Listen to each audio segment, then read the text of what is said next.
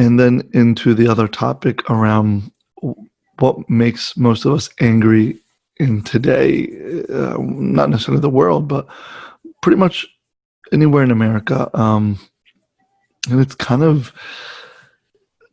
interesting where most things that anger us on any given day in this country are pretty much just inconveniences that we're being confronted by. This doesn't apply to every situation. Remember, this is not all encompassing, because obviously there's some really bad crap going on out there which would anger you. But those are outliers. Those are usually rare instances. Most of what usually causes us to become angry are just stupid, immature inconveniences that we aren't willing to deal with. That's why there's kind of much like, give an example of road rage. The mere fact that you're at the mercy of somebody in front of you is an inconvenience. The mere fact that you have to not be able to be in control and be uninhibited in your path of going to the store, work, whatever it is, that's an inconvenience. It's how much time is it going to really shave off of your destination? 2 minutes, maybe? Let's be gracious. 2 minutes. It's not worth 2 minutes. But the mere fact that we're inconvenienced at the mercy of somebody else's control, in a sense, is a big inconvenience for us. That makes us angry. I'm sure that, once again, not all inclusive. In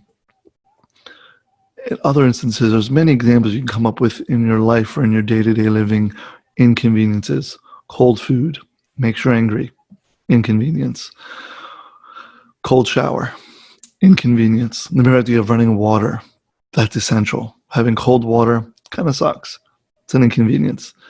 So many examples I can come up with. It's really about inconveniences and how we have the urgency to be uninhibited in our desires, in our needs and our wants, which is kind of Freudian. But that is pretty much we're conditioned to believe what we want is our disposal. We have rights to what we want at our disposal. Something should not interfere with that. And if it does, it goes contrary to what we've been conditioned to believe. So a lot of the things that aggravate us are around inconveniences. I brought up a study before. It's called the marshmallow study. And it kind of, in a nutshell, talks about delayed gratification and individuals who have this ability to engage in a behavior knowing that the rewards or the gratification are delayed. Those individuals are better suited for long-term success. And they used kids, and they used a marshmallow. Obviously, there's been replicated, I don't know how many times, but they changed the candy. It was no longer marshmallow. It was whatever they wanted. They had an option.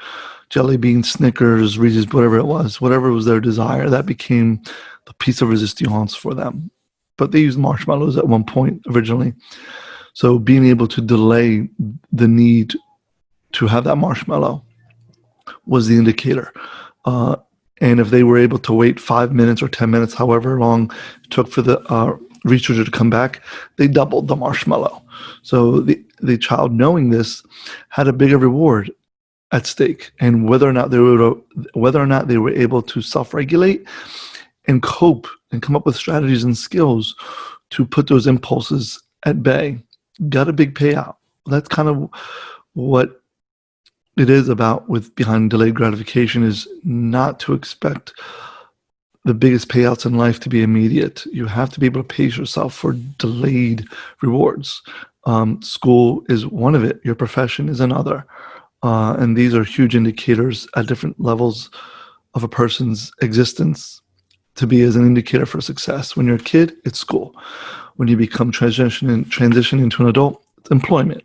Those are not my rules. It's kind of I didn't start this recipe. It was kind of just how it is at this point. Obviously, there's other indicators, but that's kind of a good variable to consider is delayed gratification.